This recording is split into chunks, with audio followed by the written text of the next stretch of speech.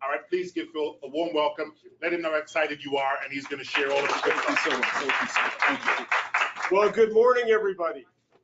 Good morning, almost afternoon. For those of you I haven't met, my name is Phil Hollander. Who's Phil Hollander? I'm the vice president of a company that's going to be celebrating our 90th anniversary next year. And for the record, I've been around 90 years, just in case you were wondering, right? So otherwise it'd be the Better Living Through Vitamins seminar. In any event, which this is not, I also co-authored several books, one of which was a Canadian bestseller on Amazon a couple of weeks ago. It was the #1 in Canada. I was very pleased about that. And my original book was the Referral and Repeat Marketing book. I don't know if anyone of you read it. It was published many years ago. And for the last almost, as Eric said, for the last almost 17 years, I've been traveling not just throughout Canada, but throughout North America, speaking with agents. And they make fun of my Canadian accent in places like Boston, where they don't think they have an accent, which is kind of interesting. But in any event, in all that time, I've spoken with thousands and thousands of agents. I've worked with some of the top agents, not only in Canada, but in the US. Did all Richard Robbins marketing for 7 years when he was a realtor, if you're familiar with Richard, when he was a realtor in Peterborough, Ontario. And wherever I go, everyone's looking for the magic bullet in their business. They're looking for that one thing. What's that one thing that they can do that will turn on the floodgates of business? And I hear so many things that people do with respect to their marketing and their strategy. But if I were to summarize the one word that epitomizes agents that, and the key word here is consistently do well year after year after year, if you were to ask me, Phil, what is the one thing that they do? What is the one strategy that they employ? It's really simple. And that one word is the word systems. What do I mean by that? Is if you think about your business strategically as a professional realtor, of all the totality of the things that you do, and I know you do hundreds and hundreds of things, there are what are called high income producing activities and low income producing activities. For the purpose of this conversation, what are the things that you do? And there's about 6 to 12 of them that make you the most money. In other words, the more you're doing these, the more money you're making, the more successful you are, the more prosperous you are. What would you say that they are? Well, networking is sort of a general term, but yeah, absolutely getting out there. If you think you can hide behind your computer and make money in real estate, you're sadly mistaken. It's a people business, so networking is incredibly important. What else? Door-to-door, cold calling. Cold call. So I hear a lot. Would you agree that lead generation is very important? Yeah. I hear this wherever I go. Lead generation. I could write a whole book on lead generation. But I would also suggest to you that lead conversion is more important than lead generation. Would you agree with that? Yes. Because you could spend thousands and thousands of dollars on creating leads, but if you can't convert them into clients, what good is it? Literally, what good is it? In my opinion, the cost for your marketing should go down over time, not up. I'm going to get to that in a moment. But it's all about converting leads, because if you don't convert them, it's useless. What else? What else makes you money in your business? So we have lead generation, lead conversion. What else? Networking. What else? Booking appointments. Well, I heard booking an appointment. So if you think about it, I'm going to get to websites and the different ways of marketing in a moment. I'm going to share with you some insights into these things, and I'm going to save you as much money as I'm going to make you. But if you really crystallize it, there are about 6 to 12 things, from lead generation, lead conversion, CMAs, listing presentations, negotiating deals, working with clients. Do you make more money doing administrative tasks? No. You could be in your desk all day long, but if you're not out there and you're not doing the key money-making activities, you're not making money. Would you agree with that? Yeah. So if you model what the agents who figured out this business, and they consistently do well, not just have a good month and then a not so good month, a good year and a not so good year, but they do well month after month, year after year. If you model what they do, their business visually looks like this. And I have to warn you, I'm not more of a speaker than I am an artist, so you'll have to excuse me. And I should have gone to medical school because my writing is always clear. So if you need anything clarified, please let me know. Just tell you in advance. So what they do, people who do well, is they have a strategy for converting leads. However, we get into all the various lead generation activities into what I call A-list clients. Again, the prime directive is to convert a lead into a client. once they get a client, so what they do is when they do this, they put them in a database. Does everyone here have a database? I'm going to get to that in a moment. Some people do. I'm going to get to the importance of that. And what they do is they grow their book of business. They have lots of the leads, but they grow their book of business from a small nucleus of relationships, qualified people that say to them, you're my realtor, I like you, I'm going to refer you people, I'm going to do business with you again, and they grow their business over time to what's called critical mass. This is what I call critical mass, which is about 50, 100 people in a database that say to them, you're my realtor, I love you so much, not only am I going to use you again when I buy and sell again, but I'm going to refer you business along the way. And then what happens is, in real estate, I don't know if you know this, but people do things in very predictable ways. Human nature is actually very predictable. By and large, people move once about every 10 years in this business. Some people never move, and some people move really frequently. But by and large, people buy and sell every 4 to 7 years on average. And so every year, another batch of people in their database will buy and sell again. And then they get the referrals on top of that. Ultimately, with their systems, they create. It's not you, sir. Okay. Thank you. Something I said. Ultimately, with their systems, they create what's called an annuity-based business, where more and more of their business comes back to them from the work they've done, the relationships they've created. I know you've heard this in various ways before. And what the ultimate consequence of that is they freed themselves up for what I call the commodity-based marketplace, where it's all about price. You're competing with every other realtor in the jurisdiction where you're working. There is over almost 50,000 realtors in the GTA. If you have a commodity-based business, it's a very tough way to make a living. Versus if you have a business that is what's called systems-based, that's relational in nature, where you can have a steady and predictable amount of business, it's so much more enjoyable. What's interesting is, well, the vast majority of business, realtors are not systems-based. They're what are called the transactional realtor. Let me explain what I mean by that. Transactional realtors are wonderful people. They're wonderful realtors. But if I were to describe their business, it's kind of like this. When they get it, they work really hard and they get a listing or they get some clients.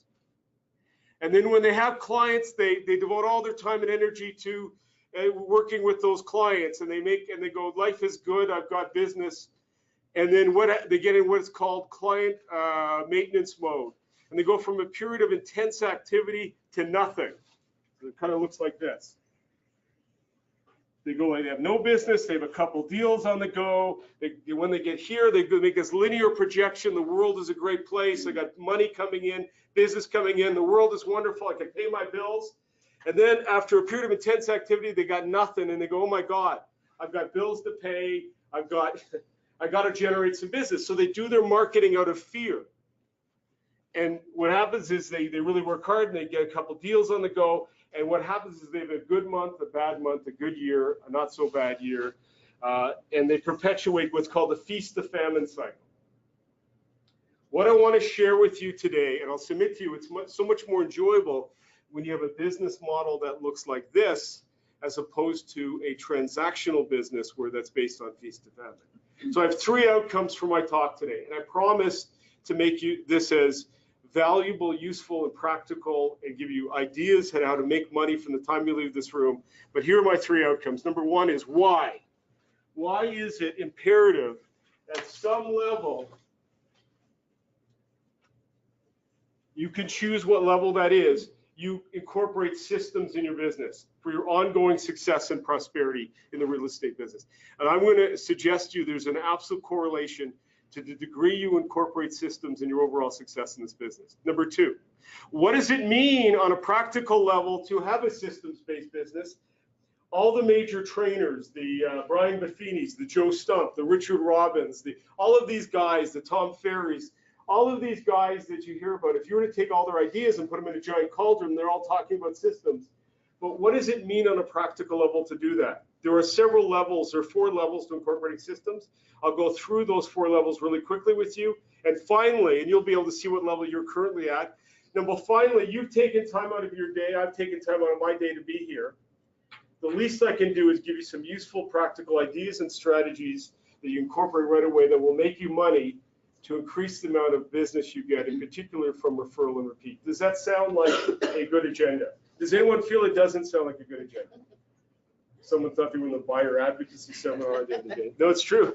Okay, so let's go to the why.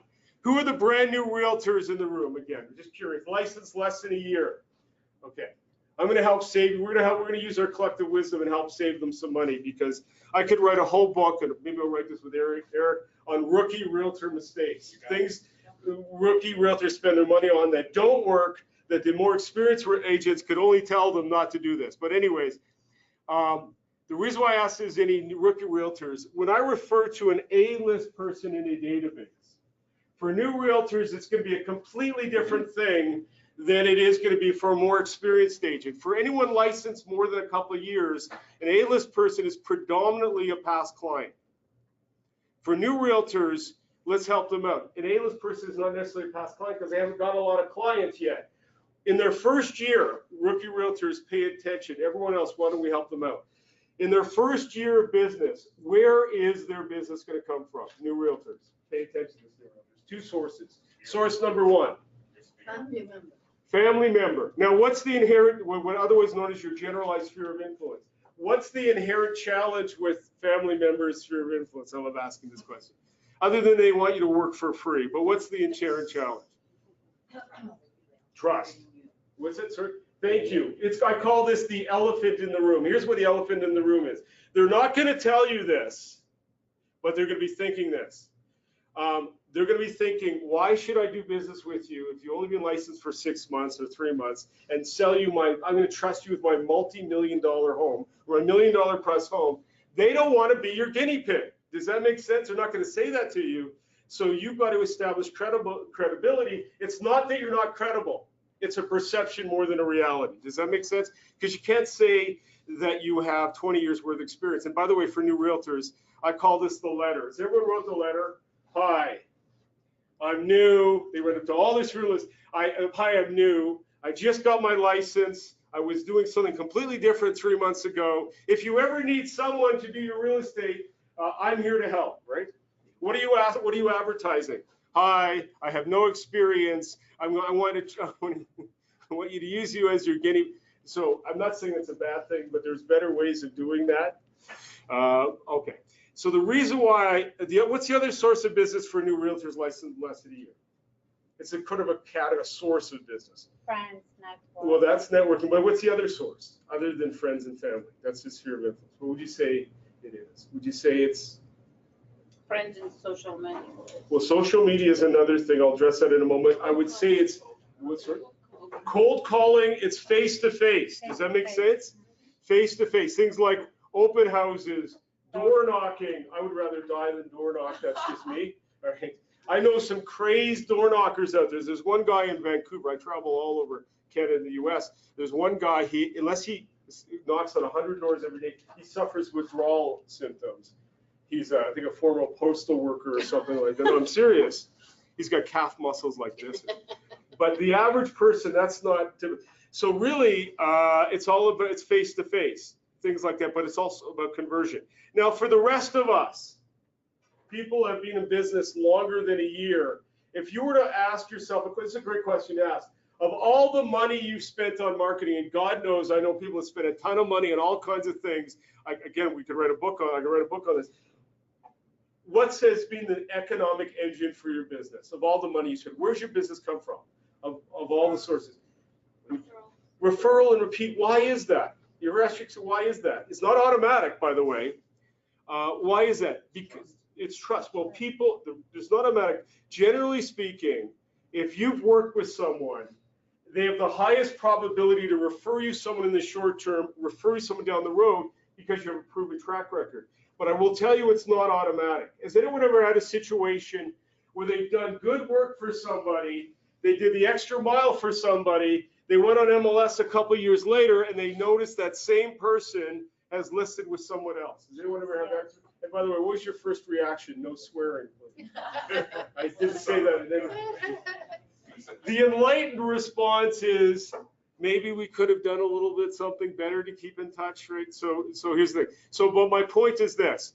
When I refer to an A-list person in your database for new realtors, it's generally speaking your sphere of influence. For everyone else, it's your past client. Now, here's an interesting question for you.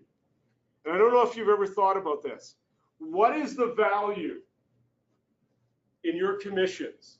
In your commissions over a 10-year period of one A-list person in your commissions in dollars and cents? What do you think it is? What are they worth to you? One well taken care of person in a database. What do you think they're worth to you? Is anyone ever? $1 million? Could be, but that's a lot. Cover your commission. You're selling high-end homes, aren't you? Right? Wow.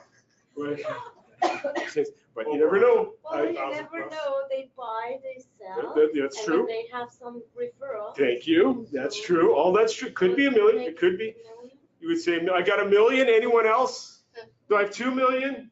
Yes. Yeah. Probably 100,000. 100,000. Okay, so we have a whole range. We have $1 million over here. We got 100,000 over there. Anyone have something in between? I'm just curious. 250. 250. Go ahead. 350. Go on. Go on. What's one? Come on. 375. Yeah, we got an auction going. God, I want clients like yours. But anyway, but here's the thing. Let's make some assumptions. Let's come up with a dollar figure we can all agree on. Would you agree that most people in the GTA, in most jurisdictions, would move once in a 10-year period of time? Is that a reasonable assumption? Yes. Okay. As a matter of fact, some people never move. Some people move quite frequently. I deal with military communities where they move every 6 months. That's the exception more than the rule. So bottom line is every A-list person is worth approximately 2 Ns. Some are a lot more than that, especially if you're your clients, but I'm just kidding you. 2 Ns over a 10-year period of time. You'll sell their existing house, buy them into a new one. According to the National Association of Realtors, this is a long-standing statistic. Everybody that you know knows at least 3 to 5 people buying and selling in any given year. Some people are really well networked and they know a lot of people. Some people know less. But the reality is most people know 3 to 5 people. So every A-list person in your database over a 10-year period of time knows about 30 to 50 people who are going to buy and sell. Very conservatively, if you have a strategy to create value, I'll get to this in a moment, for those people in your database, you will get a referral that leads to an end approximately every 2 years. You'll actually get more than that. I have clients get much more than that. That's 5 Ns from referral, 2 Ns from repeat business, 5 Ns from referral. This is repeat, and this is referral. That's 7 Ns over a 10-year period from every qualified A-list person. Maybe I'll ask this to Eric. If he's really nice to me, he'll give me a round number. If he's not so nice, he'll give me some obscure number, which is not that. I'm not from Eric, but from other people. What's the average commission per N, roughly? And we'll see. In terms of percentage or? Yeah, no, just on an average, Let's just say 10,000 to 12,000. Right, because it varies from neighborhood. We all know that. Would you agree that the average commission on an end in the GTA is about 10 grand? Is that a fair assumption? Okay, so if you take, sorry? It's more. I know it is, GTA. but I would rather be understate the case than overstate, because it's more powerful that way if you understate the case. What's 7 times 10,000? I'm running out of ink here. Okay. 7 times 10 is 7 times 10,000 is $70,000. Thank you, Eric. Appreciate that. Every A-list person in your database, well qualified, I'll share with you how to qualify in a moment, is worth $70,000. We know it's probably more than that in referral and repeat business. Now, I alluded to the fact that earlier, critical mass is about 100 people in a database. Last math question. Oh, thank you. Thank you so much. Last math question. What's $70,000 times 100? What's 70,000 times 100? $7 million. So a database of 100 people, and that's not a lot of people, over a 10-year period of time is worth to you $7 million in referral and repeat business. People wonder what the economic engine of their business is. It's not necessarily your website. It's not necessarily pay-per-click ads. It's not necessarily a bus bench. God, don't get me started on all of these things. But anyways, it is in relationships. It is in the people that you work with, but it is not automatic. There are two conditions. This is really important. There are two conditions for me to refer you business and repeat sale with you. So here's the question I have for you. This is a really important question. Why would I choose you over the other 50,000 realtors in the GTA? And by the way, by answering you this question will permeate everything you do. It permeates your CMAs. It permeates your listing presentations. It permeates everything you do. Because if you can't answer why I should use you, why should I use you? Isn't that interesting? So, but why does generally people work with one realtor over another? There's a lot of choice. Why do people work with one realtor over another? Two reasons, if you really boil it down. Commission. It's not about commission. No. Because, Is- well, but it is, commission's important, but Relationship. price is an issue in the absence of value, by the way. If you work with fairness and, you know. So you got here, so one condition, would you agree people work with whom they know, like, and trust? Yeah. Absolutely. Here's the thing, right? If you look at the dynamic in buying and selling a house, you have family issues, legal issues, financial issues. The big one for people is change. People seek change and resist it. It stresses the hell out of them. Would you agree? Yeah. And you're the facilitator. So who do people want to work with? Those who they can trust, that have their best interest in mind, and navigate that process. Would you agree with that? Absolutely. But I'm going to be a little example. There's trust is great, but there's one other condition. So let's switch professions. I'll use you as an The example. knowledge. Yes, Customer. yes, you got it. So you absolutely. So if I was it's expertise. What do people want to know? They want to know they can trust you, but they want your expertise to facilitate the transact, to make the best decision, get the best value for the house they're selling, and negotiate the best deal on the one they're buying. Does that make sense? And they say wealth is packaged experience. They want your expertise. Give you an example. If I was your financial planner and I'm managing your life savings and you like me and trust me, imagine a scenario, and every year I deliver you pies, big pies, and I deliver pumpkins at Christmas time, not Christmas, at Halloween time for your kids, not pumpkins. Yeah, they'll think you're crazy, but pumpkins at Halloween, thank you. Pumpkins at Halloween time. And bottle of wine at Christmas, but you knew I was going to screw up your life savings. How long would I be your financial planner for? Everyone's shaking their head. Not a nanosecond, right? Yeah. So the other thing is people work with whom they know, like, and trust based on your knowledge and expertise, right? So that's very important. So my point is, this is the why, but it's not automatic. There are two conditions that must be in place. And see, what happens is the transactional realtors don't get this. They think that if they've just done good work with people during the transactional process, they'll automatically get referral and repeat business. It's not true. By the way, if you stay alive and keep your license, you'll get referral and repeat. Not nearly as much as you will by having a system that will generate your time and leverage your time in relationships. Does that make sense? Yes. Yeah. Okay. So in terms of systems-based marketing, let me define that for you, because again, I mentioned to you earlier that every major trainer on the planet, in one way or another, talks about systems. It could be Brian Buffini. It could be Joe Stump. It could be all those, yeah, Craig. All of these guys talk about. He was in our offices last week. Everyone, literally, all of these guys talk about systems, one from another. And by the way, systems is not just important to real estate. Anybody with a book of business, whether they're a financial planner, a doctor, a lawyer, a dentist, whether there's one of them, they have an ever-expanding list of contacts, by necessity needs systems to leverage your time and relationships. Because in the absence of a system, you will by default become transactional. But what does it really mean? Let me define it. It's the process. Systems-based marketing is the process of converting your B list into an A list client. It's then the process of leveraging your relationships in the short-term referral business and down the road for repeat business. Repeat business. At the heart of all of this is your database. Now, this is interesting. Database ought to be something designed for your profession. If you look at all the things you have to track of in real estate, there are birthdays, anniversaries, mortgage renewal dates, the steps in the real estate buying and selling process, so many things that you can't, I don't care how good your memory is, you can't track all of that in your head. It's physically impossible, especially the longer you've been in business.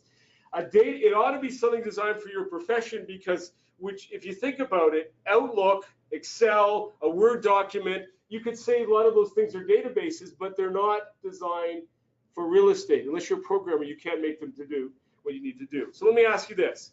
How many of you have a real estate specific database that you're using right now? How many of you?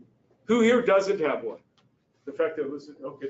By the way, there's a direct correlation between having a database and your long-term success in this business. We established that very powerfully. Now, I ask this question wherever I go. Do you have a database? I was in Western Canada not so long ago. There was about 100 people in the audience. I said, do you have a database?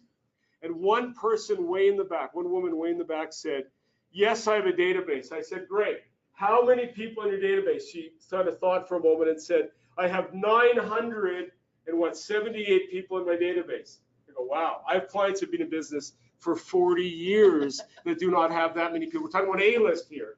I mean, that's a lot of it. You might have 1,000 B-list, but in terms of A-list, that's an absolute lot. So I asked her, how long have you been in real estate for? She said to me, about 6 months. It turned out that she had 1,000 Facebook friends. She had her kids played hockey and soccer and all these sports, and she's a member of the parent-teacher association. She was well networked. But here's the thing: you can have 1,000 people on the B list, but in your A list, it's better to have 20 and grow them to that critical mass point. You don't want to pay. Hope is not a strategy. You don't want a lot of people would rather think someone has a probability of doing business with them. Thank you so much. It's better to have fewer people well qualified in a database than to have 1,000 people who barely know who you are. So how do you know who's an A-list person versus a B-list person? Let me give you a couple strategies to do this. You might want to write this down. How do you know who in your database is worth 7 N's over a 10-year period of time? Ask yourself this question. Does this person, obviously that's in your database, have the ability, and the operative word is desire, because if they don't have the desire, it's really, you don't want to waste any time, energy, or money on them. Do they have the ability and desire to either A, refer you business, and or B, repeat sale with you? Great question. It's called the gut check question. What you're saying is, are they support or are they not? Let me ask you, let me go through it again. Does this person have the ability and desire? Underline the word desire, because if they don't have the desire, you don't want to waste any time with them. Do they have the ability and desire to either A, refer you business, and or B, repeat sale with you? If the answer is yes, we're 7 N's over a 10-year period of time. They're one of your A-list people. If the answer is no, you don't get rid of them. They're a B-list. You just don't want to spend a lot of time, energy, or money on them. Another way of doing this I call affectionately the 10-second rule. It goes like this. Here you are, you put together your database. And you're looking at your database, and you're looking at your database, and 10 seconds goes by, and you're going, who is this person? How did they get in there? Must have been a good party I was at, because I don't remember them. If they don't remember you, then what? In all likelihood, you don't remember them. They don't remember you, rather. Does that make sense? What you end up with is a small group of people. It could be 20 people, which you want to grow to a critical mass point of 50, 100. You don't need a lot of people.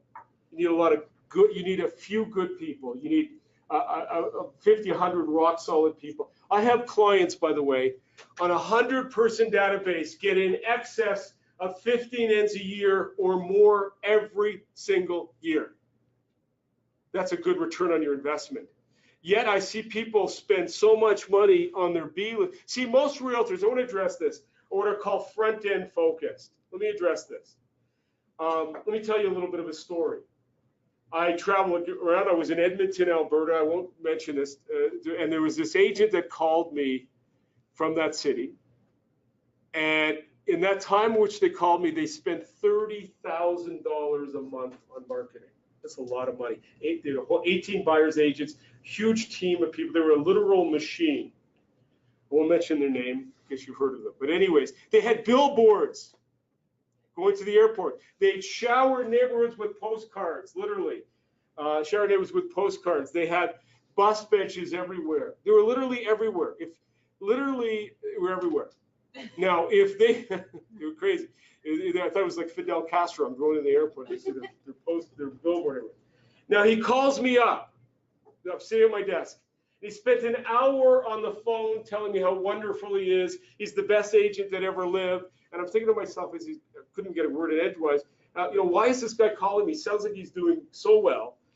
And he had contacts galore in his B list. And if there's anyone in the neighborhood who wasn't loyal to an agent, he'd have the highest probability of getting them. So after an hour of telling me how wonderful he is, he says, he tells me, here's my biggest fear, Phil. I go, this is interesting. He's telling me the best agent in the world that ever lived. Now he's telling me his biggest fear. His biggest fear is all the money he spends here on lead generation. He says, if I turn off the tap, he was worried he doesn't get the residual business because he was so what's called front-end focus. It's not one or the other, it's both. But my point is, he didn't have a strategy to leverage the back end. Most people have a front end, but they don't necessarily have a strategy for the back end. So you want to grow this to this critical mass point. The heart of this is a database. Does that make sense? And you want to qualify people.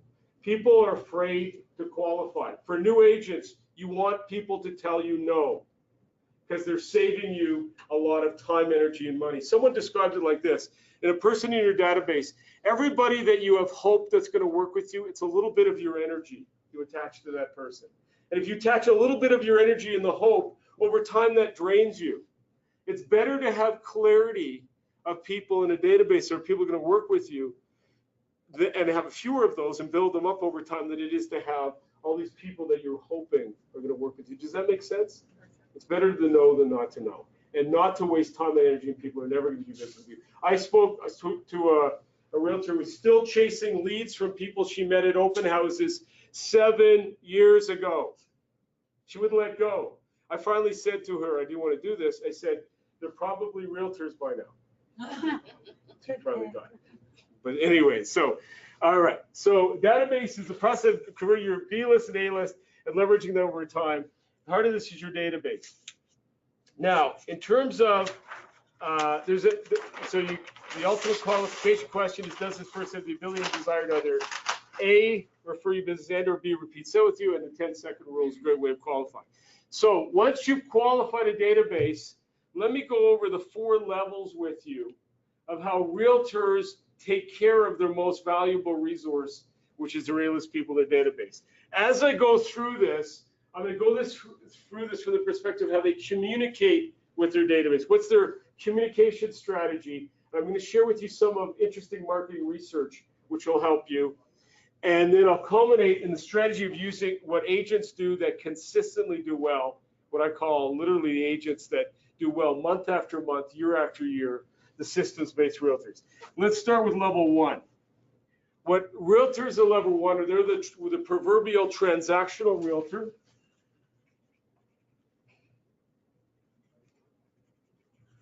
They're great realtors, but their business looks like this. All they do to keep in touch with their, hi, welcome, no worries.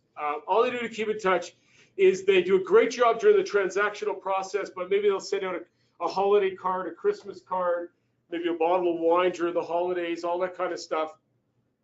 But what they don't have is they don't create value for their clients between the transactions related to your expertise.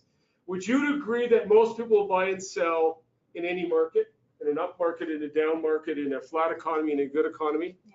Who does the business go to when the market's down, when the market's flat? Does anyone know?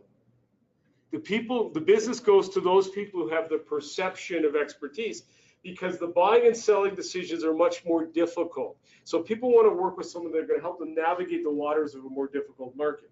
The problem with transactional realtors is they're not perceived as the market experts. My point is this: you need to do more to communicate with your database than things that have worked in the past. In the past, if you gave someone a calendar and a bottle of wine, that was enough to engender loyalty. But let me ask you, for the more experienced agents, how many times have you been in a client's house, you're doing a deal at their table, and you looked up in the wall and you saw another realtor's calendar staring down at you? How many of you had that experience? Yeah. And they spent $3.77 on that calendar. A lot of good it did them. You're the one that was on the kitchen table doing the deal. I'm not saying don't send out calendars. I'm saying you have to do more. What's happening in the real estate world is an intrinsic challenge. Have you noticed people think they know more about real estate than you do? It's due in part to the proliferation of information. People are exposed via the internet. They get real estate information's online, radio, TV, newspaper. Everyone's a budding realtor. So you need to do more than just what the transactional realtors do. What realtors do to communicate with their database at level 2 is they'll actually pick up a phone and call them. Does everyone call the people in their database? Does anyone not call the people? You do, especially if you can sell a $10 million home. I get that. Who doesn't call people in the database? Thank you for your honesty. It's just my database, so they won't answer my call. I'm a millennial, so Okay, that's okay. That's okay. But I'm just saying. It's justified to not judging me silently. No, I'm not judging. No, that's you. That's more you than me. I'm not judging at all. But anyways, but here's the thing. By the way, when's the best time to call someone in your database? I'm just curious. 8:30 and 9 in the morning or at night? 4 to 7 in the evening. 7 at night? 4 to 7 in the evening. 4 to 7 in the evening? Dinner time. Dinner time? Okay. How does that work for you? I'm just curious. Well, it depends, right? Like, it depends. Like, sometimes you just call them for a coffee, sometimes you just call them to have dinner, sometimes you just call, how are you doing? Like, depends on the time. Here's the depends on thing. day. Here's my take on this. None of these are bad times, by the way. Yeah. My take on this is the best time to call someone is this, in my opinion, is when you do not need the business. So here's what happens to a lot of people. There's something called wanting attacks. Here's what wanting attacks is. People go like this. I'm slow. I have no business. I heard from this trainer, you got to call people in your database. Good idea. Call people in your database. But they call when they're slow, and people sense your desperation. Yes. And you know what I mean? It's not an unconscious thing. They sense your desperation, and it doesn't accomplish what you're going to do. And by the way, if you model strategy, so the best time to call is when you're busy and you don't have time to call. A lot of people don't want to call. They go, this person talks and talks and talks. I don't want to call them. So they don't call some of the people. I know people like that. But the bottom line is, if you model the strategies used by agents who do this well, is what they do is they habituate the process by calling 1 or 2 people in their database each and every business day. Basically, it's like this. They schedule client relationship time, 11 to 11:30. They call 1 or 2 people. I'll share with you what to say in one of those calls that will make you money. And they do it every single day. There's a guy in one of my books, and I'm going to sell you my book, but in one of my books, there's a Royal LePage agent named Peter Gain. Here's how he describes his business. Between 1 and 3 every single business day, he makes calls in front of his database. He has his database open, he makes calls, he takes notes of his conversations. He says, here's how he describes it. If he calls every single day, he notices 30 to 90 days down the road, input, output. He sees a jump in his business. If he misses 2 or 3 days, he sees a decrease in his business. There's a direct correlation between the activity he does habitually and the output he receives. And I'll share with you some of the things where you can say in one of those calls that will make you money. My point is, if you try and call 300 people in one day, it won't happen. Or if you call every once in a while, or you call when you're desperate for business. So you want to habituate, do what's called time blocking. Now I got a question for you. Is calls enough to guarantee referral business, repeat business? Probably not. It's a quantum leap over a fridge magnet, a calendar, or something like that, because now you've got human contact.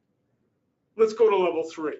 Level 3, what the realtor will do is they go, okay, I've got 2 groups of people that I communicate with in my database. And by the way, you should have 2 groups in your database too. Your B list and your A list. Your B list by definition are leads. What's the prime directive for a lead? What do you want to do with a lead? Besides strangle them or whatever. But what do you want to do with a lead? What is the purpose of doing a lead? What do you want to do? Convert them into a client. You want to convert them. So does a lead know you very well? No. What do you have to establish with a lead? Trust and credibility. They have to feel. People buy based on feeling. You know that, right? They don't buy based on logic. They buy based on how they feel about you and your ability to, even in long contracts, especially in real estate, it's the feeling they have that you're going to navigate that process for them. Does that make sense? So the goal with the B list is to convert them into an A list. For your A list people, they already know you. You have a proven track record, so they're very different. So if you model what people do at level 3, they diversify their database, and they have a different strategy for their A list and their B list. For their B list, they use different things. Do people in your B list give you a direct mail address, for example? Do they give you, what do you, most of the time they have, all you have is an email. The millennial shaking his head in the background. You have an email and you can communicate via social media typically. I'll get to that. So they have an email and social media strategy. If you can get someone's direct mail address, you ought to, because you're in the business of buying and selling houses. For your B list, your A list, you know where they live? Yes. So you want their direct mail address. So what they have, the people in their A list, they have a direct mail strategy. I'm going to get this, explain why this is so important. They also have a voice communication, or they call their A list, and they have a in-person strategy. There's a wonderful saying that in real estate, all roads should lead from the digital world to the in-person world. People forget this. You're making money when you're in front of people. Would you agree with that? Yes. Okay, and by the way, I could write a whole book of what money people spend on things like websites and all of these things. I'm going to get to that in a minute. So my point is, in your database, you want to diversify. Let me address email for a moment. How many emails does the average Canadian get on a day-to-day basis? Does anyone know? Judge from your own experience, not saying you're average, but what do people typically get? 20, 20, 30. 30, do we have 40? No, we're doing an auction, I'm kidding. We good, but it could, depending on the day, right? Here's what's happening in the email world. You and I get emails from people, products, services that we know. Every website you get added to what's called an automated drip list, right? So you're getting added to all these, you get more and more emails every day. What device do you open up emails on? I'm looking at them all over the room. Look at Eric's, your cell phone. What are you doing with all the emails you get? Are you reading them all? No, delete them. You're deleting them all. What did you not do with them? You didn't read them. You didn't respond to 90% of them. What do you do? We also have the Canadian anti-spam legislation. What are you not doing with them? For most people, you don't have time. Reading them, but most people don't unsubscribe. Would you agree with that? Yeah. So if you're not unsubscribing, you're still on the email list. Have you heard of the marketing term spam, which is unsolicited email? We all heard of that. Have you heard of the marketing term bacon? It's made me laugh. I was watching one of these shows, these business shows, and the email guru on there, a marketing guru. It's the latest email marketing term is bacon. Bacon is all the emails you and I get from people, product, services. We may know who they are. We get them on our cell phone. We go delete, delete, delete. We're very discriminating. We only respond to people we deem important. So got an email from Eric or something like that, and we respond to them. Everyone else we delete. Because we didn't unsubscribe, we're still on the list. The mushroom point is the mushroom effect of that is called bacon. It's gotten so bad in the email world that Google Corporation, who invented Gmail, now uses direct mail for their clients. Isn't that amazing? Yeah. They invented the preeminent way of communicating via email, which is Gmail. They use direct mail. Why do I bring that to your attention? For your A-list people, you want a direct mail strategy. That's really, really important. Why? Because you want to market to people where they live and use your services. Where are you physically when you open up an email? You could be anywhere. You could be in your car, if I'm really honest. Not you're that big, but you could be anywhere. It's a millennials. So I'm just kidding. I'm just picking on you. But here's the thing. You could be anywhere, right? Where is someone physically when they open up a piece of direct mail? Right. So you want, if I'm your realtor, you want me thinking about you in my home and my condo. That's known as associative marketing. Does that make sense? So here's my point. For the people you know in particular, you want a direct mail strategy. And you want me thinking about you in your home, not just email. I'm not saying don't email. I'm just saying you don't want an email only strategy. Sometimes you don't have a choice with leads because they don't give you a direct mail address. So you want to diversify. Email predominantly for leads. If you get a direct mail for leads, that's great, but definitely direct mail. Voice communication, I'll share with you the number of calls people make, but generally you want to call your A-list. In-person contact. There are trainers like Brian Buffini that says you should do these pop-bys or not drop-bys, that's drive-bys, that's if you eliminate people from your database, but pop-bys. But that becomes very difficult. The longer you're in business, the more difficult it is to meet your clients one-on-one. So a lot of people in diversification, they'll do some sort of client event. Has anyone ever hosted a client event, by the way? I'm curious, what have you done? I've done a couple. I've done movie nights for kids. I threw a yacht party last I year. love it. Really? Okay, that's. I do a lot of micro events as well, so I'm only taking like 6 to 8 clients for dinner, and then they just become advocates instead of like actual like rah-rahs. Let me ask you a question. Yeah. Relative to the money you spent, these are wonderful ideas. Have you gotten back more business than what it cost you to have Yes, that event? because this is gonna sound really snotty, but I have like a really big following on social media. Okay. So I use my brand to my advantage, Okay. and I can get everything at a discount. Okay, beautiful. So you actually, that's wonderful, but that's what you integrate the strategies. That's, Yeah, if I didn't have that, then no, I would not have made as much money as I have. but just to the face-to-face though, I like how you integrate social media and face-to-face. Yeah. Okay, that's really cool. But of all the money you spend on the actual event itself, do you find that the return in terms of referral and repeat is there? Yeah, over 6 months, yeah. Isn't that amazing? Anyone else do an event? I love the ideas. I've helped clients do chocolate tasting and making seminars. You think that wasn't well attended? Anyone else do anything? Yes. I have a Christmas client party in a restaurant. I love it. I have about on the November 18th, Okay. and I have about 70 people. How many? 70. 70. And let me ask you this, on a relative to what it cost you, have you gotten back the business Twice or 3 times. twice or 3 times? And that's every time you do this annually. So thank you. One of the rationales for doing a client event, if you look at the value of your time, if you had to see people individually versus seeing people 2 or 3 times. I'll share with you a little story about very quickly. There's a client of mine from Penticton, BC. Been in business 30 years. And he came up to me about a few years ago, and he said to me, Phil, I got a problem. Every year I would deliver his clients poinsettias over the Christmas. A nice thing, he'd personally deliver them. We started the tradition 30 years ago. Flash forward 30 years later, he hired his son a couple years ago in a pickup truck to do it for him. His son last year quit on him because it cost too much in fuel cost. And he had to started late September to get everything up because he had so many clients over 30 years. He said, what am I going to do? I can't stop doing this because it's like a tradition now. I said, imagine if you had a dinner party or a wine and cheese party, everyone would drop in and pick up their poinsettia. You know how much money he saved by facilitating one-to-one contact?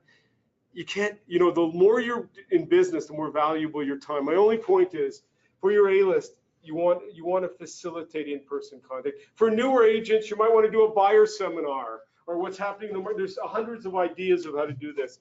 Here's my point. Level 3, what the realtor will do in their database is they understand their B list and their A list have different knowledge and information requirements. One knows you, one doesn't. One has a pre-existing relationship. They'll have different communication strategies for each. We want to combine the two in one database. Let me go to the highest level.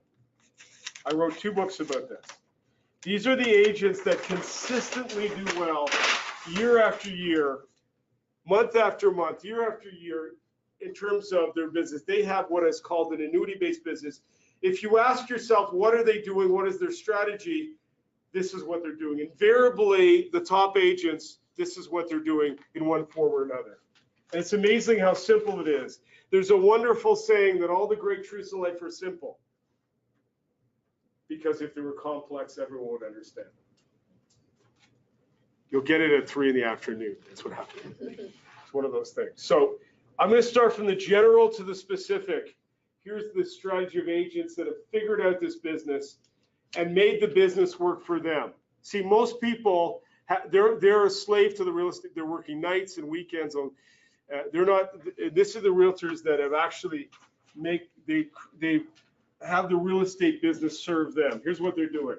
The first characteristic of realtors who do well is, number one, is they get the fact that they cannot be a one-person show. They have systems in place. Anybody with a book of business needs systems. If you think, by the way, that you're saving money in your business by doing everything yourself, you're actually losing money.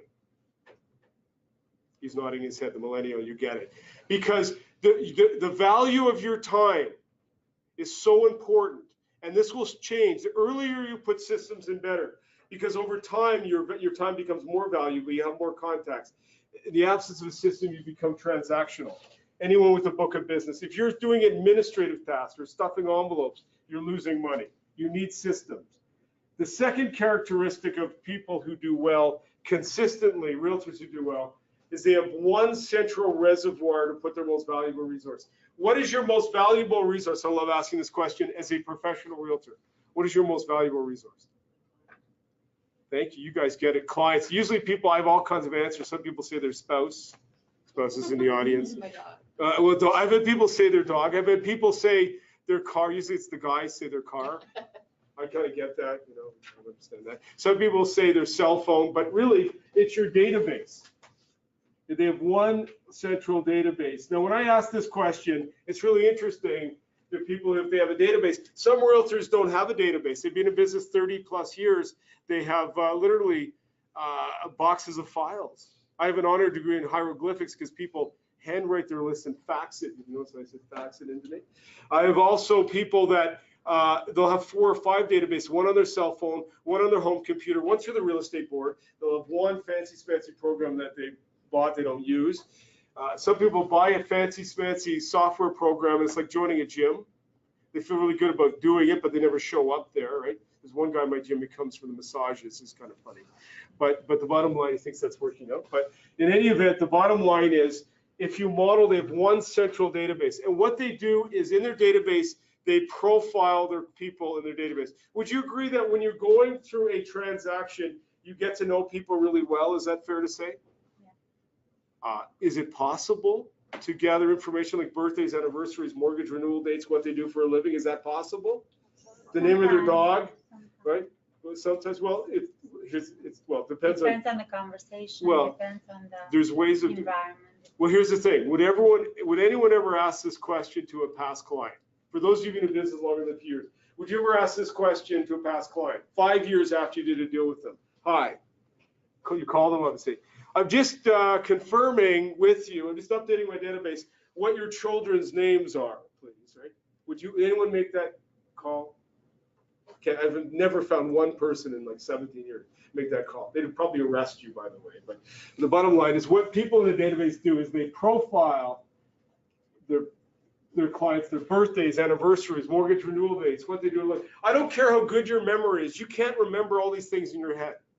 You can have the best memory in the world, but over time, you can't do it. They also have a strategy for profiling their B list. A lot of times, transactional realtors, they'll meet someone in an open house. They say, get in touch with me in a few weeks or something like that. They'll find a crumpled piece of paper in their car. Oh my God, I should have called that person. Has anyone had that experience? You need a place, a central one database, and it ought to be real estate specific. And that's what top realtors do. The third characteristic, if you model agents that do consistently well, they understand buyer behavior. And as a consequence, they're proactive with respect to their marketing. What do I mean by that? Well, imagine I'm in your database. I'm a qualified A-list person. I'm buying and selling for the fall market or the spring market. Here's the question for you. How many months in advance will I be thinking about what I'm going to be doing? 6 months? Absolutely. Remember, this is something I'm doing every 4 to 7 years on average. So there are what are called the thought process months. This isn't, you guys buy and sell real estate every day or on a regular basis. But if I'm an A-list person, this is a big deal. I got family issues and financial issues and all these things to consider. So I'm thinking about what I'm doing many months before I actually call you and my mortgage person. There's a great saying in real estate marketing, I think it's a great saying, that in winter think summer and summer think winter. A lot of times people, here's what transactional realtors do. They go like this. Well, I'm really busy with the fall or the spring. When things slow down, and I'm down here, I'll do my marketing. But that's like letting your car run out of gas before you refill it. If you model what agents do that do well, is when they're really, really busy, they're seeding the future for the people who are going to buy and sell next and next and next. In other words, when's the best time to do marketing? Always. Well, always, it's true, but when you don't have time to do it. When you're busy, you don't go shopping when you're hungry. I've done this many times. It's not a good thing, believe me. What's that? You can call order. You can call an order. Uber for real estate, I like it. But here's the thing. The bottom line is you want to market when you want to be ahead of the curve, so you avoid the peaks and valleys. It's a subtle point, but a really important point. If you look at what realtors do that are at the top of the game, the top realtors, is they diversify. Let me break it out further. So for their B list, they have an email conversion strategy. Ultimately, it's Castle compliant. They have a social media strategy. And by the way, let me address social media. They did a study several years ago. I think this is, in my view, people spend a lot of money, time, and energy on social media with very little results, with the exception of what James has obviously figured out some great things to do. He's probably a great guy to talk to where this is concerned. But by and large, they did a study on social media in the real estate buying and selling process. They being, I think it was Yahoo Corporation. In the study, they asked the question, how do people use social media in the process of buying and selling a house? And what they found out is really important, but it's really a secondary point. Let me explain what I mean by that. Because of the nature of real estate, if somebody is interested in buying and selling a house, and they don't have their house, and they don't have a realtor they're loyal to, they will still go to someone they know, like, and trust and get a referral. So say I'm buying and selling a house, I will go to someone like Eric. I'll go to Eric. Do you know somebody that you can recommend, a realtor? And say he recommends one of you. Do I call you right away? What do I do with that information? I take your name and number. Do I call you? Check it online. Absolutely. I Google you. I check you out online. When you meet someone at an open house, you have this great conversation. You give you your collateral information. What are they doing with that information? They're checking you online. So the issue is, what, with respect to social media, when you meet someone and they Google your name, are you associated with well-researched, well-written information?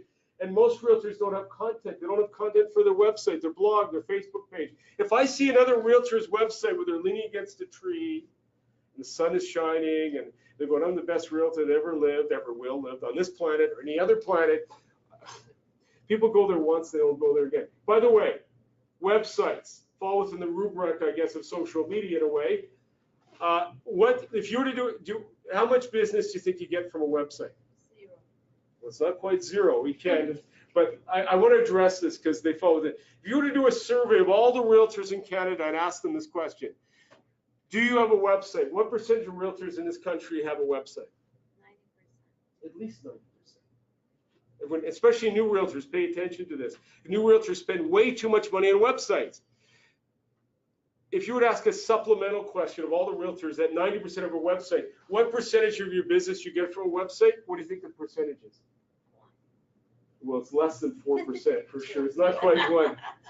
Here's why. There are four, I'm going a little bit of a side because I want to help you. There are 4 criteria to make a website successful. A, how do you get people to go there? B, when you're there, do you have useful information? And number 3, entices them to leave their contact information. And number 4, do you have a conversion strategy? Do you know if I leave my name on your website, I'm looking for information, I'm all likelihood probably leaving my name on 3 or 4 other realtors' websites. Who gets the business? It's the one who responds to me quickly, converts me from an e-lead to a telephone communication. Ultimately, we're meeting in person. Does that make sense? Unless you have, so here's the point. When it comes to social media websites, realtors don't connect the dots. They have this website. They have basically an online postcard that collects internet dust. There's no such thing as internet dust, but if there was, that's what it would collect. My point is, it's important that you diversify, have a social media strategy that actually drives people to when you're meeting in front of them. You've done this beautifully well by the sounds of it. in terms of what you're doing with your client events and things like that. The other thing is social media, email, you can call, but if you get to the direct mail, they're A-list, they definitely have a direct mail strategy, but not just any direct mail. If you're sending people cooking recipes, it's an issue. Why? Why sending people cooking recipes? In my opinion, because imagine I'm your financial planner and I'm managing your life savings and I'm sending you cooking recipes. Is that the only reason? You know what I'm saying? I'm not, people always take you to task on this. I should be careful. Unless they ask. There's nothing wrong with cooking recipes. But as one person said to me, your chef wouldn't provide you with real estate advice. Therefore, that's how they kind of, there's more, the only reason I'm hiring you is not more than your cooking recipes, it's your real estate expertise. Does that make sense? So if you can do both, but if you're only sending cooking recipes, it's a problem. Because you want me to use you to sell my $1 million house, right? So I'm doing that not for your cooking recipes, but for your real estate knowledge. Does that make sense? Yeah. I'm not being critical of cooking recipes, and people say they've been doing this for years, but you need to do more than that. Does that make sense? So if you're going to set up direct, make sure it's related to your expertise. In terms of phone calls, if you model what realtors do in terms of calls, generally speaking, realtors make 4 phone calls a year, even if they're millennials. That's once a quarter, 2 business calls, 2 social calls. I'm going to share with you what to say in one of those calls that will make you money. 4 calls a year? 4 phone calls a year. I'm not saying you have to. I'm just giving you what they do. Okay. It's about once a quarter, 2 social calls, 2 business calls. Bear with me for about 5 minutes or 3 minutes. I'm going to share with you what to say in one of those calls that will make you a lot of money. You mean for one person? One person, once a quarter. They cycle their calls. They do what's called time blocking. They call people about 4 times a year. I'll share with you what to say just in a minute. I'm not saying you have to. I'm just modeling you what is. And really, the longer you're in business, all you'll ever have time for is 1 in-person contact.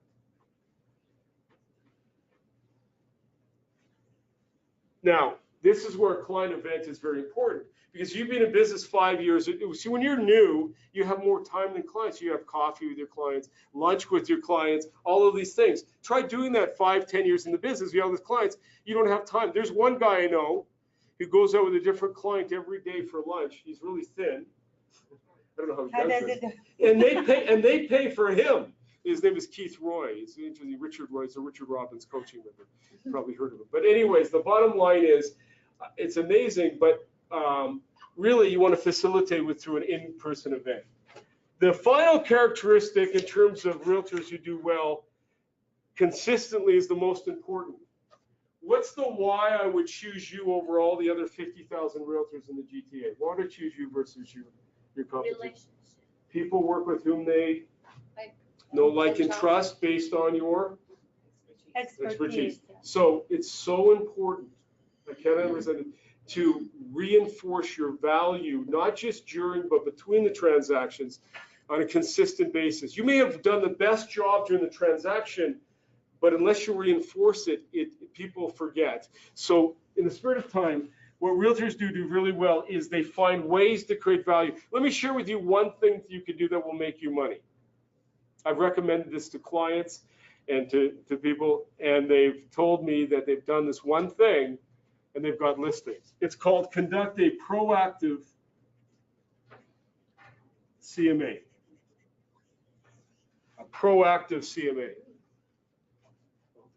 Maybe I'll start it over here. A proactive. What is a proactive CMA? Anyone know? Generally speaking, how does a CMA? Yeah, sorry, go ahead. Well, I would think that a proactive CMA is looking into the future and seeing who would potentially be an A client. Excellent. Well, that's kind of there. A proactive CMA, in its very essence, is a. Sorry. No worries. You'll never know if you're right, though. I know, tell me. Yeah. We can speak after. But here's the thing. A proactive CMA is a semi-annual or an annual house values checkup. Let me give you how are CMAs normally initiated? They call you, that's very reactive, that's a lot of work. What a proactive CMA is, basically you initiate the process by providing people an assessment of the value of their home proactively. You initiate it. Let me give you some context. Would you agree that most people are curious about the value of their home? Yes, for sure. If you look at the world through the eyes of an A-list person in your database, they're barraged with the market statistics from the real estate board and every major radio, TV, online, newspaper, everywhere. They get geographic farmers send them these postcards. If you were to call people in your database and ask them whether they want the regurgitated statistics from the Toronto Real Estate Board, they would say, I get them everywhere. What they really want is the value of their house, what this market means to them. The only way you think of doing that as a CMA, that's a lot of work. So here's what you do. For each one of the A-list people in your database, you basically create a little report. I cannot recommend this high enough. You create a little report where you provide them what's called bellwether statistics. For example, what percentage of list price are houses for sale on their individual street and area? Yeah. And how long are houses on the market for is another good statistic. And then what you do is you use this as one of your phone calls. And by the way, you don't call them up and say, hi, I'm conducting a proactive CMA. They'll probably hang up on you. What you do is you basically say, are you curious? I bet you're curious about the value of your home, and most people are. And then you share with them these recent statistics, generally speaking. Let me share with you a little secret. I've had clients do this and they've picked up listings. Here's what happens invariably. If they're remotely thinking of buying and selling, this is a conversation starter. Oftentimes the conversation goes like this. Well, that's very interesting. We were thinking of buying and selling in the spring or several months from now, and we've also heard that interest rates might go up.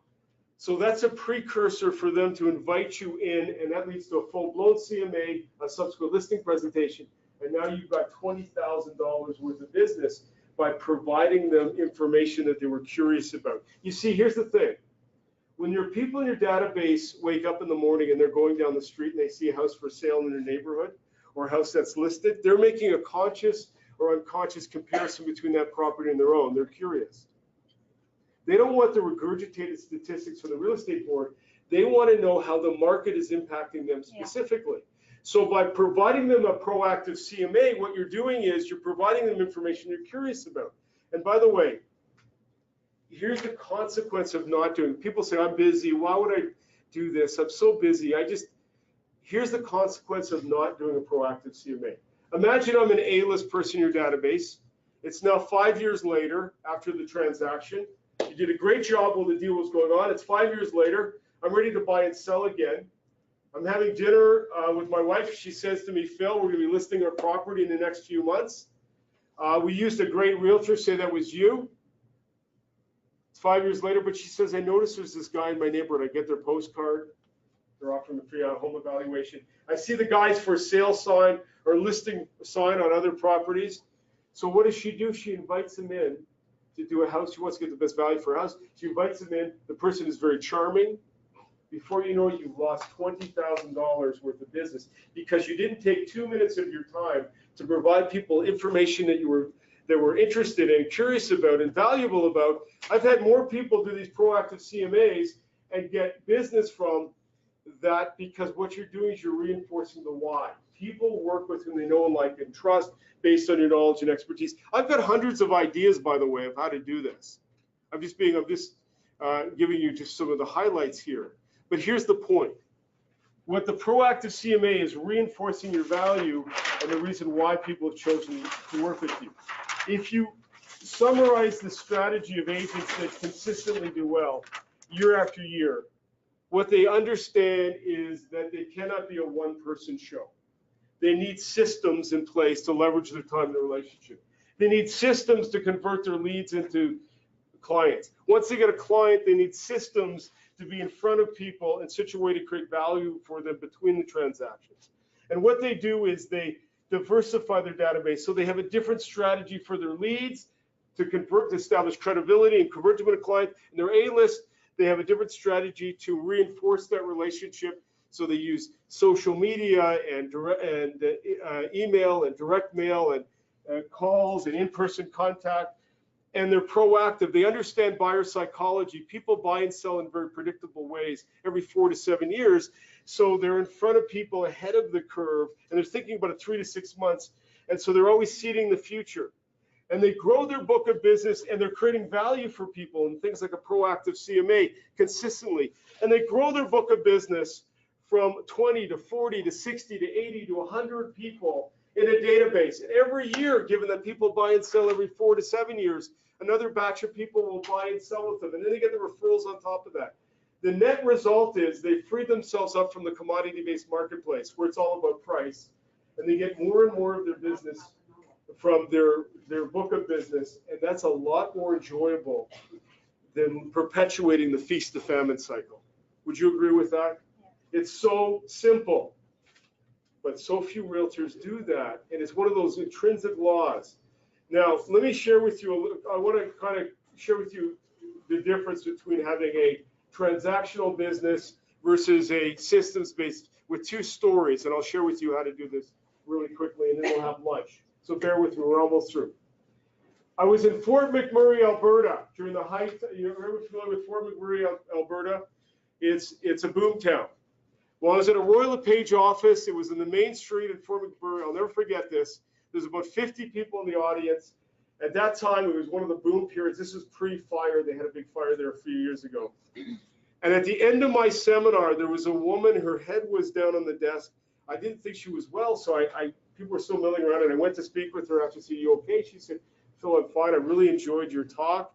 I said, "Thank you." I said, "Are you okay?" She looked up at me and she said to me, "I'm okay. I'm just absolutely exhausted, completely wiped out." I go, "What's going on?" She said, "Well, this was like late November." Yes. Oh, okay. You'll have to wait 1 second for the story. There we go. Let's see if it goes through. Beautiful. It was about late November. So it's kind of at the end of the year. So she said, I said, "Is things not going well in your business?" She said, "No." She said, "I've had an incredible year. I did 50 ends this year." Now, you got to understand, it was about $10,000 an end. It was in the boom periods in Fort McMurray, boom times. And I said, "That's amazing." I said, "How long have you been in real estate?" She said, "This is my first year in business." She made $500,000 in her first year. And I said to her, "Well, that's amazing. That's not typical." I said, "I travel all over Canada. That's not typical." I said, "I could only imagine what you're going to do in year 2. And she looked up with me with very tired eyes, and she said, "Phil, there's not going to be a year 2. I said, "You did 50 ends a year? That's incredible. There's going to be a year 2. Why?" She looked up at me. She said, "I'm going through a separation with my husband. I've been working 7 days a week and nights and weekends and all." And she said, "I have health issues. My doctor told me to slow down. My kids are mad at me." She said, "I've had enough with this damn business." She was the epitome of the transaction. She was working days and nights and around the clock. She was burnt out. So she made a lot of money, but she was burnt in the ground. Burnt herself down to the ground, literally. Contrast that with Peter Gain. I talk about Peter Gain in my book. Peter Gain is a Royal LePage agent from Port Moody, Alberta. Port Moody, BC, rather. I've been working with him for about 15 years. Peter went on a vacation to the large island of Hawaii. And during when he was on vacation, because he has a systems-based business, did I think 8 transactions while he was lying on the beach. Did so much damn business with his system that he upgraded to first class on the way home. That's how you run a business. So here's my point. You could make $500,000 worth of business burning yourself into the ground, or you can make $500,000 in this business in commissions with systems and still have a life.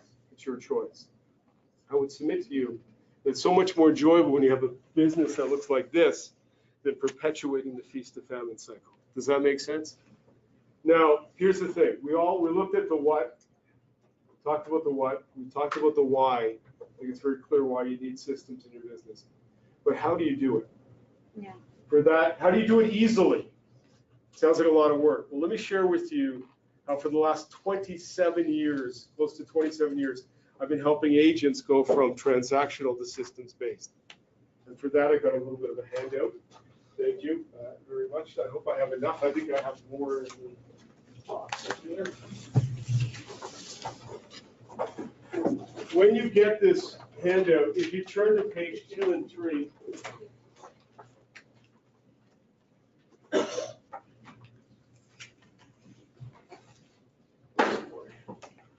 it kind of looks like this, page 2 and 3. They're not really numbered, but we'll imagine they're numbered. They look like this.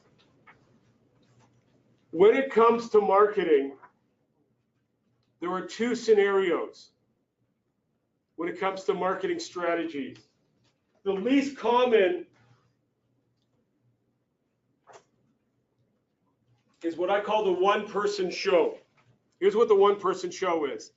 The one-person show is a realtor will go, okay, they'll attempt to do everything with respect to the business themselves. They'll try and do direct mail and email and social media stuff and their website and their CRM and all of these things and simultaneously do all the day-to-day stuff of real estate. I'm here to tell you, you may have had this experience, there's not enough hours in a day, it's physically impossible, if anyone has ever tried it.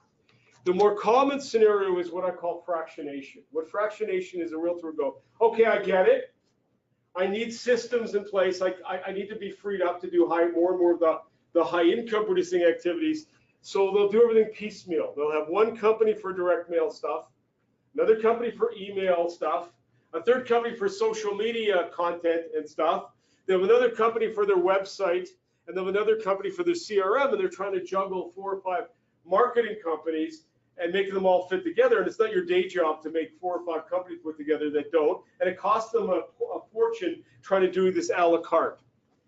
So what we've created, and it took us almost over a quarter of a century to do this, and we're Canadian, is full integration. We provide you in one place, direct mail, email, social media, contact management, and a website, all accessible via an app on your cell phone. So now you've got a system in place, but what brings a system in place is not a database. That's a bold statement coming from me because we provide you a database. Having a database within the absence of communication strategy is like getting all dressed up and having nowhere to go. You make your money in real estate doing 3 big things: converting leads into clients, managing client transactions, and post-sale follow-up for referral and repeat. Those are the 3 big rocks of your business. So we provide you all. If you turn the back to all of those things, you turn the back, there are, ironically, one of the things that will make you the most money is the least technical. So what we provide you, by the way, is direct mail, email, social media, contact management, and a website, all connected, all accessible via an app. What brings this to life is your communication tools. If you turn to the back, there are 2 samples. One's a blue sample and one's a orange sample.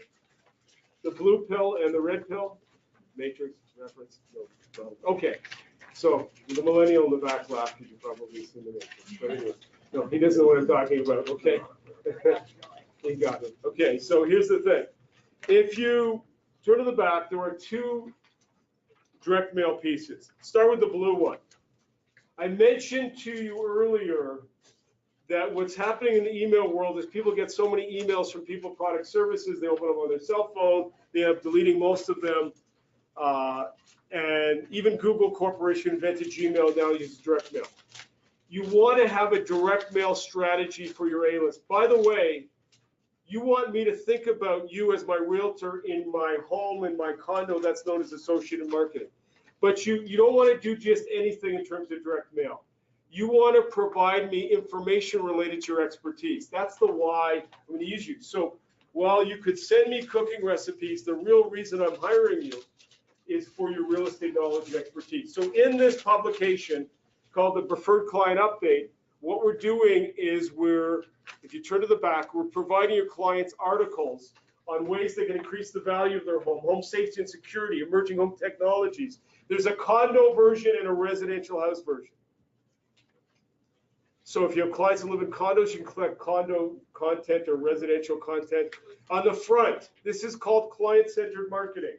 So it's all about creating value for the recipients. You can do things like promote client referral programs. You could advertise your listings. If you have clients that own their own businesses, you can promote your clients' businesses our services. That's known as the law of reciprocity. I have a client in Airdrie, Alberta. When he sells a house to a young family, gets one of the children who are moving into their house, draw a picture of the house they're moving into, publishes their artwork, and gets them a set of movie tickets. That's pretty cool. I mean, they're probably framing it because People are interested in the mortgage rates. So right. The mortgage. You want to put. You can do all kinds of things. You can do client. You can do client referral programs. I help you design all these things, or we'll write it all for you. This is called client-centered marketing. The way we've designed this for your A-list, there's no minimum order. You can send this to one person once a year. If you only have one client, they would buy them dinner over and over again and they let's say, leave me alone, I'll give you a referral.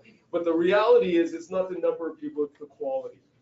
I have clients who've been in business 40 years that only have a couple hundred people. It's better you send to fewer, higher quality people. There's not a frequency. We do unlimited customization. With the anti-spam legislation, by the way, it's very important to have a direct mail strategy. Over the years, we kept getting people to ask us, what about our B list? So when it drives me a little bit crazy that people do open houses and do door knocking. Like I said, I'd rather die than door knock, but they do go door knocking or mall kiosks, but they don't have a collateral piece. For your B list, we provide you another marketing piece called the homeowner update. It's designed for B list conversion. The articles are different. Here are things to how to improve the value of your home, home safety and security, emerging home technologies. But here's it's how to prepare your house for listing. Things like buying and selling tips. See the difference? One's is for people who you don't know, and this is for people who you do. We provide you both publications, and there's no minimum order or frequency requirement. Basically, an unlimited customization. Yes? So I actually already do this. I've been with Morris for I don't know how many years, but do you offer refresher courses? I send a letter like that out every month. Call me. I will give you ideas and how to take your business to the next level. I'm glad you're here. I've helped people design all kinds of things. I will find out who your clients are, what you're currently doing. I'll help you take it to the next level. Excuse me. Yes. What are chances that the B-list of your clientele open this? Let me ask you that. So Because A-list, I believe that most of them, like, it's a very high chance. people don't get a that lot they of. open this. But this one, Well, let me give you an example. Sure. personally, I Well, never opened well, here's the thing. It needs to go in an envelope. But the other application is a lot of people get extras printed. They use this as a handout at open houses or as a handout for people they've met at a door, right? So a lot of people will spend the time door knocking. They'll have a great conversation, but they won't have a follow-up. So say I meet you at the door, we have a conversation. You say you're going to be listing your property in several months. Keep in touch with me. I say, can I give you good information? They don't have a follow-up. So you can basically use this as a follow-up to people you've qualified. That's a larger conversation. It's about who you're sending to. You want to use it as you don't want to send it just to anybody. You want it based on qualification. Does that make sense? And I'll go, when we speak, I can would be more nuanced on how to do that properly. But my point is, it's all about providing information based on the nature of your relationship. The second part of the program consists of an email marketing piece that's Castle compliant, a social media library. Remember I mentioned people are Googling your name. So when you meet someone at an open house or someone refers them to you, they're Googling your name. The key issue for most realtors, they don't have content. They don't have content for their Facebook page, blog, their website, all those things. We also give you a website with the program, or 95% of people already have their own website. What brings all of this together is Exact Contact, which is the fastest growing CRM for realtors in the world, and it's Canadian. I'm very proud of this. We created Exact Contact about 11 years ago, and it is now surpassed companies like Top Producer. Why? Because it's so damn easy to use. How all this fits together is, in one place, you categorize your A list. You've got direct mail. You categorize your B list. You've got direct mail. You've got an e-publication. You've got 125 letters for expired listings, FSBOs, renters. You have a social media library, which are pre-formatted articles for your website, your blog, your Facebook page, or Twitter. You've got lead capture with our system. You have lead capture from your website. The lead is automatically dropped into your Exact Contact for you, and you're notified on your phone that you've got a lead, so you can respond immediately. That's huge. So when you create the website, for example, do you connect it with MLS or? You can get IDX wherever integration, the yes. area you The want keyword to? is connecting the dots. Yes, we do that for you. Okay. So it's all about, remember the 4 criteria for a website? How do you get people to go there? Once they're there, you need useful content, so they're enticed to leave their contact information. And if they leave their contact information, you need a conversion strategy. We do it all for you. The centerpiece is a contact management. Exact Contact is the facilitator of all of this. And basically, we provide you everything in one place. And all of this is accessible via an app on your cell phone. So what you get is direct mail, email, social media, contact management, all connected to your website, all accessible with an app on your cell phone. And this will be included in one price.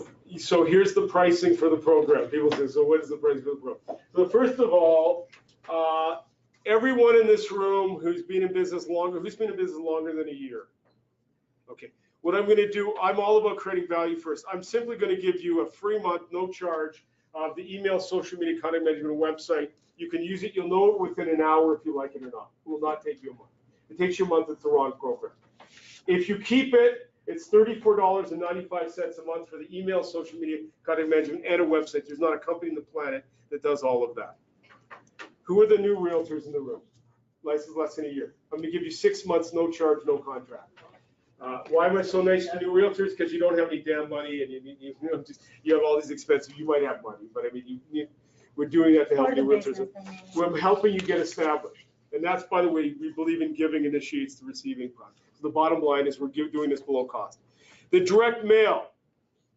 Anyone who's been in business longer than a year, I'm going to give you 100 free printed publications for your entire sphere of influence. You might have 200, but basically, I'm going to waive the printing fee up to 100 people. I'm also going to defer all the bulk of the costs until January 2019.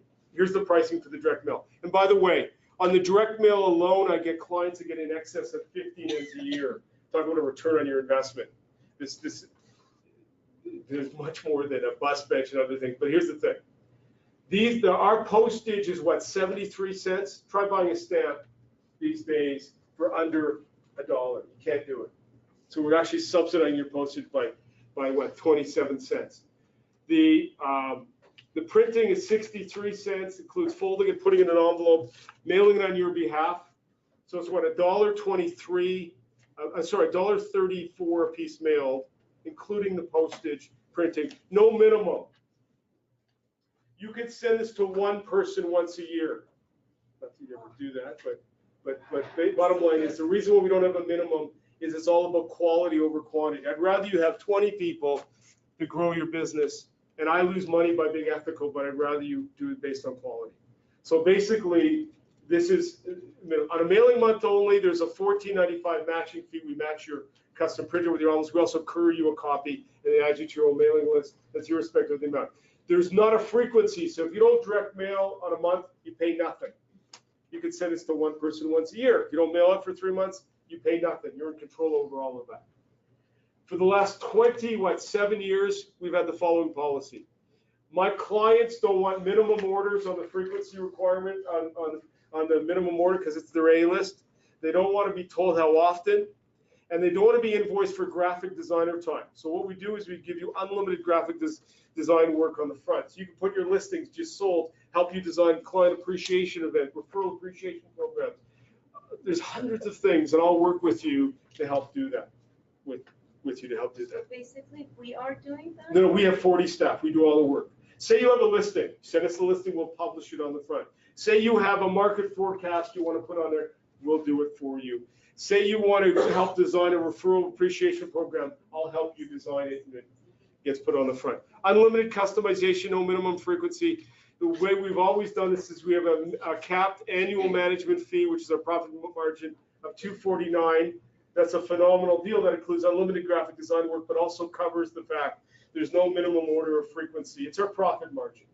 For everyone licensed over a year, I'm going to give you a free month printing up to 100 people. That's a $60 savings. And I'm going to defer your management fee until 2019. For new realtors, I'm going to give you 6 months free printing up to 50 people. I'm going to waive 60 cents printing up to 50 people on your sphere of influence list and defer your management fee to your 7th month of the program. So Just give me 1 second. You can do all of this for the cost of postage and shipping and handling, and you're going to get direct mail, email, social media, contact management, and a website for what? 73 cents postage and $14.95, and you'll have a complete system in place. And you also get an app. I sound like an infomercial, I'm sorry about that. But you get an app for your cell phone, your iPhone, or your Android phone. More importantly, I'm working on marketing right now for January 2019. If you want to start your year with doing the fun, everyone's looking for the magic bullet in this business. The magic bullet, and I'm sure Eric will agree with me, is doing the fundamentals well consistently, day in and day out, with the proper communication tools. It's not in your next bus bench. It's not in your next, your pay-per-click ad. It's in taking care of your relationships. It's having a strategy to convert your B list into A list. It's having a strategy to leverage your relationships for more referral and repeat. Nothing is more meat and potatoes than this. If you're interested in what I do, I'll address any general questions in 1 second. This is not about me, it's about you. So here's how I've always done business. All you would require to do this is you fill out a 1-page subscription form in the back that takes you about 2 minutes. You will not be billed anything. Basically, we'll do all. I'll speak to you personally how this works. But you fill out a 1-page form. You send me your A-list group of contacts. You can even handwrite that list, by the way. I have an honorary degree in hieroglyphics, if people actually do that. But the ideal form would be an Excel file, and then you send me any branding and/or photography. New realtors, you need to send me your real estate license if you want the 6 months deal on the Rookie Realtor program. There's also a description of the Rookie Realtor program in the back. But if you're interested, share with me your card. I will call you and address any general questions that you may have. But basically, all the work is on my end, not your end. And what I do is I get you organized in the database. I send you a password. And then I also create a full proof for your direct mail piece, which would go out the first business day of January. What I would recommend you do with this program is use this as a reason to call people in the beginning of January. I've had people in their first mailing pick up listings because it's in those conversations. So please share with me your card or fill out the form. I'll be here to address any general questions. In conclusion, you have a choice. You can put a few systems in your business and go from wherever level you are on that 4 levels identified earlier, go from transactional to systems-based. And I'll submit to you, it's so much more enjoyable to have systems in place. And when the phone rings and it's a past client or someone you know who's referring you or repeat selling with you, that's a completely different conversation than trying to compete in a commodity-based marketplace. And with that in mind, I want to thank you. I'll address any general questions you may have. But thank you very much. Yes. About the canceling, in case we need to cancel or anything. This is not marketing jail. You can cancel anytime. I don't want anyone's money who doesn't want me to have it. So most of my business comes from referral. Yeah. My existing clients. So the bottom line is you cancel anytime. Okay. Yes, yes. You said it's $35 a month? That's for the email, social media, contact management, and website. All included. And Includes an app as well. and 240 That's the annual direct, fee? yeah, so that, no, just one. Okay. The annual fee is my profit margin on the direct mail because there's no minimum frequency and unlimited customization. So there is an annual fee and a monthly? The monthly fee is only for the CRM, which includes an email, social media, but if you don't send out any direct mail, there's nothing. The annual fee is my profit margin for the direct mail. Because I do unlimited So customization, that 240 is for what? is for my profit margin on the program. So if you do the math on $1, you do the math, there's no minimum or frequency. We do unlimited color customization to not just one, but both mailings. We don't invoice you for graphic designer time. We don't have a minimum order. If you would go to a printer and design a customized publication, we charge you $200 an hour for typesetting. The CRM, which includes the email, social media, and website, that's something you use every day. The direct mail you may not send out every day. Okay, so that $35 a month is just for direct mail? No, it's for the CRM. I'm confused. It's the CRM as a database, which includes email, social media, and a website, and an app, If we have a website. then we connect it with the CRM for you as well. So 95% of people already have a website. So we can connect that for you as well. You'll have an extra website. That You're creating website too? we give you a website. Excuse me. I will review it with you after. I will review it with you after. So the CRM is $34.95, which includes email, social media, and a website. The direct mail is a pay-as-you-go. So you have to pay that and that both. So basically, I'm sorry, basically you're paying $35 a month plus the. If you don't mail it, you pay nothing. 1.34 for this. No, this is, You don't mail. the direct mail is dependent on how many people you're sending. If you have one person, or, so it's a pay-as-you-go, and I'll talk to you about who's on your database, and I'll give you exact numbers Okay. based on your Yeah, but situation. you have to pay this, the annual. It's our referral. profit, yeah. You don't, as a rookie realtor, you get 6 months free to defer it. for I you. know, but I mean, you have to pay this plus the 35 per month. You don't have to do anything. I know, I No, if understand, you but want- if just we to want clarify to, it, then yeah. Okay, exactly, but if that's you my don't, question. put it this way, if you don't, I have people who do the direct mail only, they don't pay the 34, they get more business from this, they do the direct mail only, there's no $34.95. And if they don't mail it, they don't pay anything. So when we speak, Oh, okay, I so will for- define it, I'll go over your situation and I'll define it for you exactly. Yeah. Okay. So it'll make sense. Other questions, clarifications in terms of how this works? Nothing? Okay, we can speak, I'll be here, we'll grab lunch, I'll be here but share with me your card. I will Yeah. call you respectfully, I'm working on marketing for January 2019. It's very, very important to launch your year with the proper strategy. Nothing is more meat and potatoes, thank you, than systems. This is the way to launch your year successfully. Any other questions? Thank you so much. Excellent. Please give Phil a warm thank you very much. Phil's gonna be here, as he said.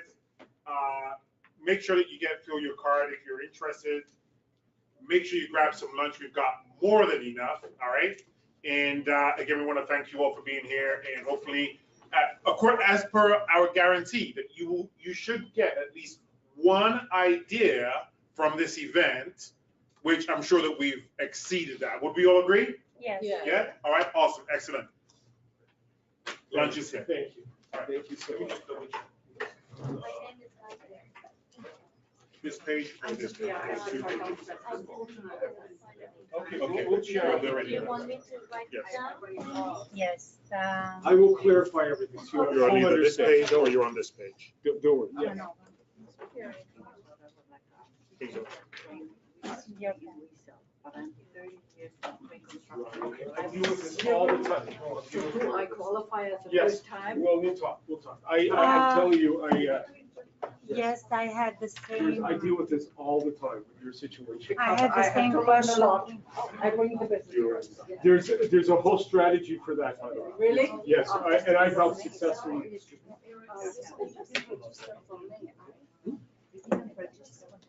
We'll talk because everyone's situation is different. No, I didn't, we didn't. That's here. My, We didn't do So I have one. do you have a card as well? That's right. Oh, you give.